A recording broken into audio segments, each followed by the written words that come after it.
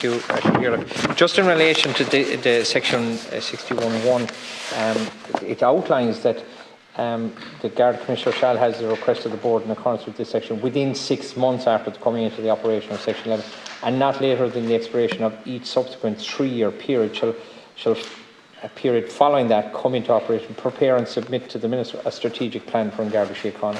And I go back to the issue I raised under section 62, but it's relevant in this section that they're prepared to put in a 3-year period where the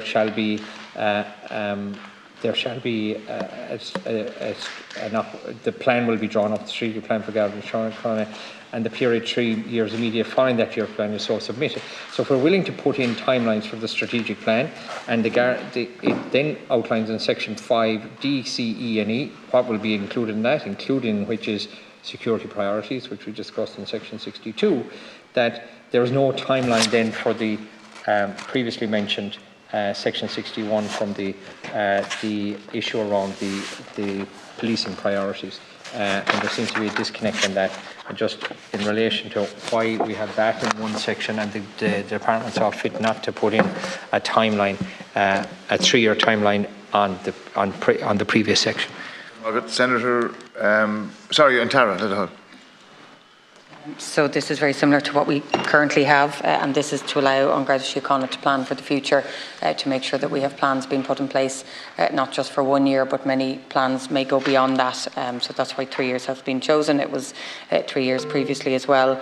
As I mentioned, the previous reason for not setting a timeline is that issues arise, and we need to ensure that the authority can respond effectively where new priorities need to be identified. Yeah, because all politics... And ideally without repetition, thank you.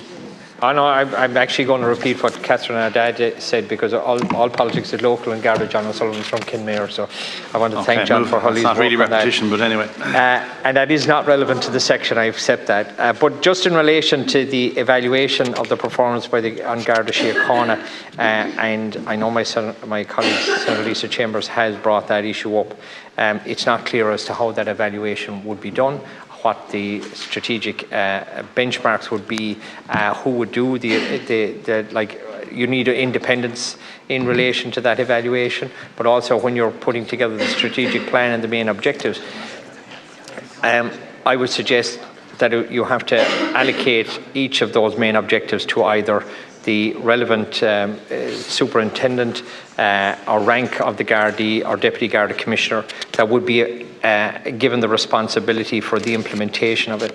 And I note that there will be a strategic plan every 3 years, as I said in my previous contribution, after the first strategic plan is drawn up 6 months after the time frame is allowed for that, and there would be one every 3 years. But again, it's not clear that under section 5 of this particular part of the bill, where it outlines the policing principles be included, the policing priorities, the security priorities and the national strategy, that they don't necessarily have to be updated, and when they're being included in the strategic plan, there may not be any particular evaluation or updating in relation to that particular section of it. But my main concern is in relation to how an evaluation of the performance of the previous strategic plan would be done, and how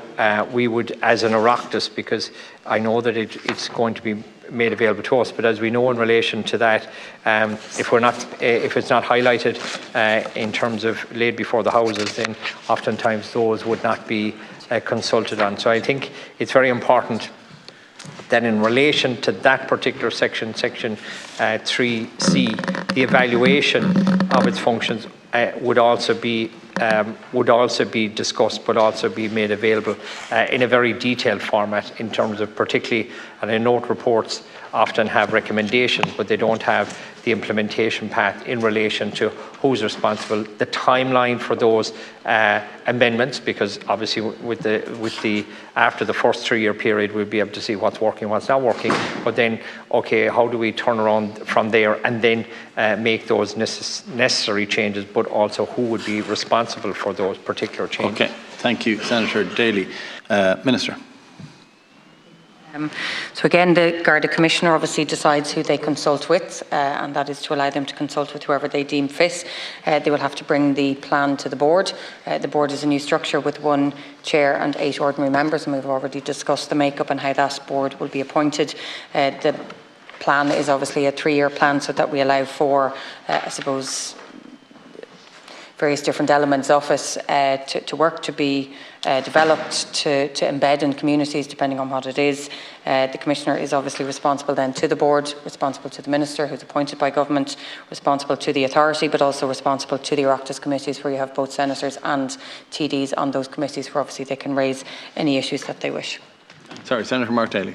Thanks. Can I just follow on from the proposal there by Senator Catherine Ardagh in relation to making the plan itself being available in the Garda stations, which I think is an appropriate one, but also that they should be also made available in libraries throughout the state, because I think it would be a place where people could go and study the plan. But like while we are living in a digital age, the amount of people that would access it on a website and first of all know that it was available is relatively limited, and people need to know that it's available to them in the printed copy as well. And I think that is where the Garda stations and the libraries could play a service, maybe our councils as well. But I think making sure that it's available, because we're in an age where never was so much information available, and yet people don't seem to be as well informed as we would hope. And I think it being clear that this is as widely available as possible in as many public locations as possible, and not just in cyberspace, I think would be an appropriate way of having this published, but not just on the internet. Okay. I know it's going to be available through the houses of the Oireachtas, and I take that, but again, if you were talking about our library, that would it be available in the library below, or is it only in a digital format where we would have it? Because a lot of reports and any manner as the minister may specify. So. Pardon? And any manner as the minister may specify. So that probably. Yes, that's why I'm asking about the libraries and supporting my colleague Senator Catherine Ardagh in relation to her proposal Minister, about the Garda station. Do you want to come back in, or we just put the question? Yeah. Where it goes, but I don't know too many people who go into a Garda station to read the service plan. Okay, thank you. So section... Sorry, I just didn't hear your reply. I said I don't know too many people who go into the Garda station to read the service plan. While I take the Minister's point, that's why I also suggested the libraries would be made available as well. Thank you, Senator.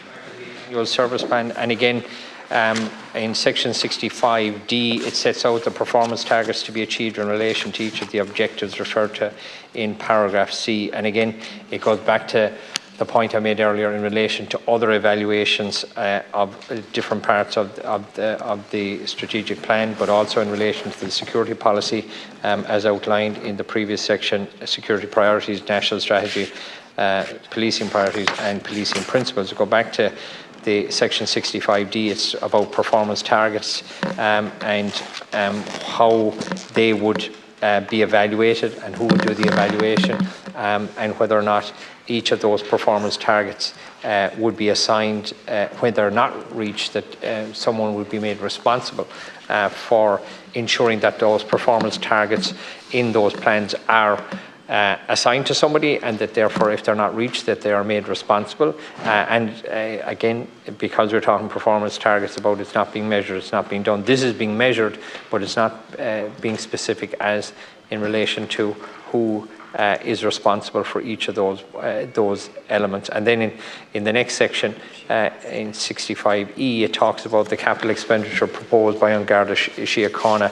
Again, it goes back to, in a service plan, if you're talking about capital expenditure, who's responsible not only for the capital expenditure, but in the event of an overrun on the budget, who's made responsible for that in terms of the Controller Auditor General, but also obviously is responsible. But then would the Oireachtas Public Accounts Committee be given the opportunity, as they have on others, and then be consistent with the directives issued by the Minister under Section 37. I read 37 on that one. I'm not quite clear on the issues that they would be covered under. But I just wanted to go back again to the performance targets and how will they be allocated to people, because if people aren't allocated the roles and responsibilities, as we've seen in many reports and in many targets being set out, then it just becomes nobody's problem and nobody's responsibility. Thank you, Chair. Thank you. So, again, in terms of oversight of the functions, but also performance, the board or the Commissioner is accountable to the board. Obviously, when it comes to issues further down in An Garda Síochána, they are then accountable to the Garda Commissioner, but the Commissioner is accountable to the Minister, also to the authority, and of course to the Oireachtas, and I'm sure we'll speak to section 72 and 3, which outlines the ability for the Oireachtas to govern when it comes to overall expenditure. Of course, government has the ability to top up for resourcing throughout the year, and we've seen that with the 10 million in additional funding allocated for Dublin policing, but also more recently in terms of the riots, the requirement for the Commissioner to be able to respond and to buy essentially more equipment. So there is a flexibility there to be able to respond to issues as they arrive outside of what might have been set in the plan earlier on, or even in the budget overall.